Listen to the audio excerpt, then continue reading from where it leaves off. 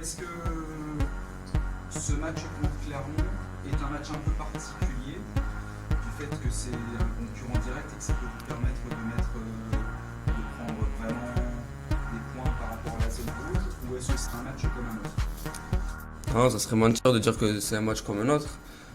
Bien sûr, ça vaut 3 points comme tous les matchs qui vont nous rester jusqu'à la fin de saison. Mais maintenant, quand on voit voilà, que ce soit notre adversaire ou que ce soit la journée aussi, parce qu'il y a des confrontations dans le bas de tableau, forcément, ça va être une journée particulière et il faut qu'elle tourne dans le bon sens de notre côté, quoi.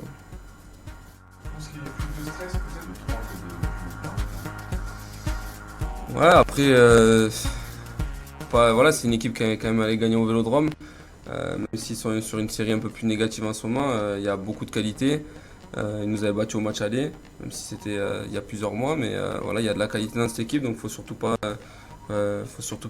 les sous-estimer. Faut rester humble et essayer de bien préparer ce match au maximum, parce que si on n'est pas à 100% et si on n'est pas dans ce qu'on veut faire, ben, on se fera punir comme face à n'importe quelle autre équipe du championnat. Solidité défensive qui semble vraiment être redevenue assez intéressante depuis quelques rencontres, c'est ça là-dessus. Oui, forcément, quand on joue le maintien, forcément, on va dire qu'on est plus amené à défendre qu'à attaquer.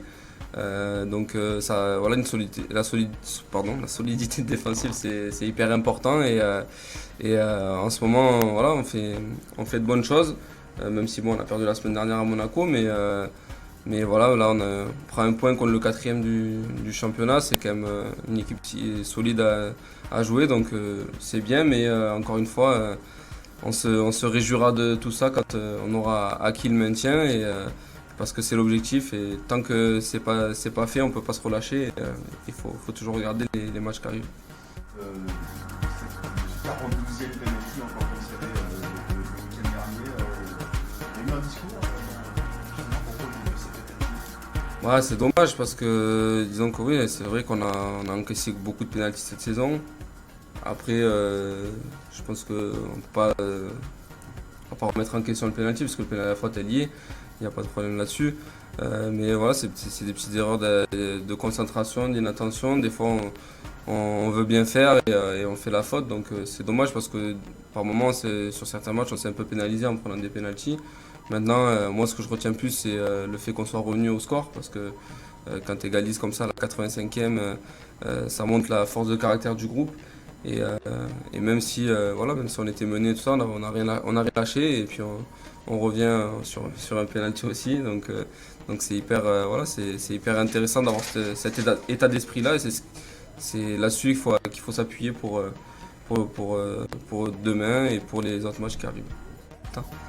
Mercredi, pendant que vous jouez, il y a d'autres matchs pour le tien. Je pense que vous allez suivre les scores, ou alors vous êtes focus sur. En vrai, vu que c'est à la même heure, ou plus ou moins, peut-être on regardera les matchs après, mais c'est sûr que dans un premier temps, il faut pas se tromper d'objectif aussi.